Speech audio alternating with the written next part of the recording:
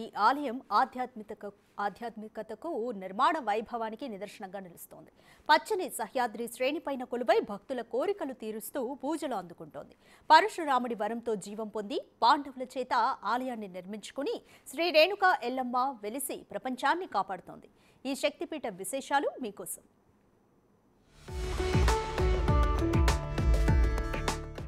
సుందరమైన కొండల మధ్య ఉన్న ఈ ఆలయం ఆధ్యాత్మికతకు, నిర్మాణ వైభవానికి నిదర్శనంగా నిలుస్తోంది. పచ్చని సహ్యాద్రి శ్రేణిపైన కొలువై భక్తుల కోరికలు తీరుస్తూ పూజలందుకుంటోంది. పరశురాముడి వరంతో జీవం పొంది పాండవుల చేత ఆలయం నిర్మించుకుని శ్రీ రేణుక ఎల్లమ్మ వెలిసి ప్రపంచాన్ని కాపాడుతోంది.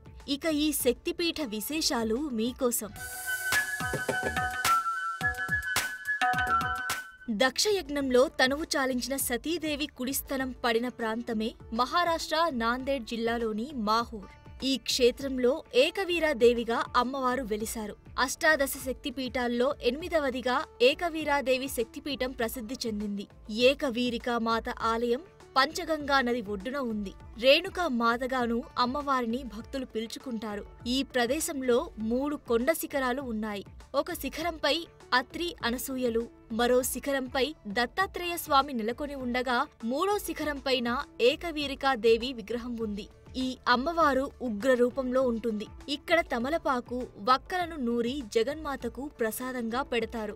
ఆలయం మొత్తం సింధూరం రంగులో ఉంటుంది. తుల్జా భవానీదేవి అని కూడా అంటారట. అమ్మవారిని ఛత్రపతి శివాజీ పూజించారని తెలుస్తోంది. ఏకవీర దేవాలయం స్థల పురాణం ప్రకారం రేణుకాదేవి కుబాజ్ రాజు రేణువు కుమార్తె. రాజవంశంలో జన్మించిన సద్గుణవంతురాలు. అమ్మవారు పవిత్ర అగ్ని నుండి ఉద్భవించినందున ఆమెను అగ్నిజ అని కూడా పిలుస్తారు. రేణుకాదేవి ఋషి జమదగ్నిని వివాహం చేసుకున్నారు. ఆమె పరశురాముడి తల్లి. రేణుకామాత అతి పవిత్రంగా ప్రతిరోజు ఇసుకతో నీటి కుండను సృష్టించే వరం పొందింది. ఒకరోజు రేణుకామాత ఓ గంధర్వుని పట్ల ఆకర్షితురాలై తన వరం కోల్పోయింది. తన తప్పుకు పశ్చాత్తాపపడినప్పటికీ రేణుకామాత తన భర్త జమదగ్ని కోపాగ్నికి గురైంది. రేణుకామాత తలను నరికివేయాల్సిందిగా జమదగ్ని తన కుమారుడు పరశురాముణ్ణి ఆదేశించారు. తండ్రి ఆజ్ఞను పాటించిన పరశురాముడు రేణుకామాత తల నరికివేస్తాడు. ఆ తర్వాత జమదగ్నిని పరశురాముడు వరం కోరుకుని తల్లిని బతికించాలని వేడుకుంటాడు.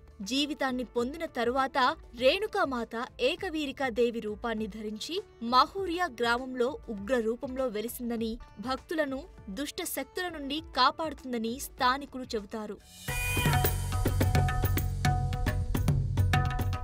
మరో కథనం ప్రకారం సహస్రార్జున అనే రాజు కోరికలు తీర్చే దైవిక ఆవు కామధేనువును పట్టుకోవాలని అనుకున్నాడు. ఈ ప్రక్రియలో అతను ఋషి జమదగ్ని రేణుకాదేవిని చంపాడు. ఫలితంగా కొడుకు పరశురాముడు ఆగ్రహంతో మాహూర్ కొండపై రేణుకామాత కోసం తపస్సు చేశాడు. అందుకే ఆమె ఇక్కడ వెలిశారని మరికొందరు చెబుతారు. ఏకవీర ఆలయం చాలా చిన్న ఆలయం. గర్భగుడి లోపల దేవత తలకు మాత్రమే భక్తులు పూజలు చేస్తారు. ఏకవీరాదేవి ఆలయాన్ని సుమారు 800 ఏళ్ల సంవత్సరంలో పాండవులు నిర్మించారని తెలుస్తోంది. ఈ ప్రసిద్ధ కథనం ప్రకారం మహాభారత సమయంలో పాండవులు మాహూర్ ప్రాంతంలో ఆశ్రయం పొందారు. ఈ సమయంలో ఏకవీరాదేవి వారి ముందు ప్రత్యక్షమై తెల్లవారక ముందే ఆలయం నిర్మించమని ఆజ్ఞ జారీ చేసింది. పాండవులు తమ మాట నిలబెట్టుకుని ఆలయాన్ని పూర్తి చేయడానికి రాత్రిపూట అవిశ్రాంతంగా పనిచేశారు. వారి భక్తికి మెచ్చిన దేవత ఓ వరం ప్రసాదించింది. ఆ వరం ప్రకారం పాండవులు ఎవరికీ కనిపించకుండా ఉండడానికి వీలు కల్పించింది. మరో కథనం ప్రకారం ఏకవీర ఆలయాన్ని దేవగిరి యాదవరాజు సుమారు 800 సంవత్సరాల క్రితం నిర్మించారు. ఈ ఆలయం కేవలం గర్భగుడి మాత్రమే కనిపిస్తోంది. గర్భగుడి లోపల రేణుకాదేవి తలని మాత్రమే ఏకవీరికా మాతగా పూజిస్తారు. ఏకవీరికాదేవి ఆలయం ఇది కిన్వాట్ పట్టణానికి 50 కిలోమీటర్ల దూరంలో ఉంటుంది. నాందేడుకు 126 కిలోమీటర్ల దూరంలో ఉంటుంది. నాగ్పూర్ నుంచి 210 కిలోమీటర్ల దూరంలో ఉంటుంది.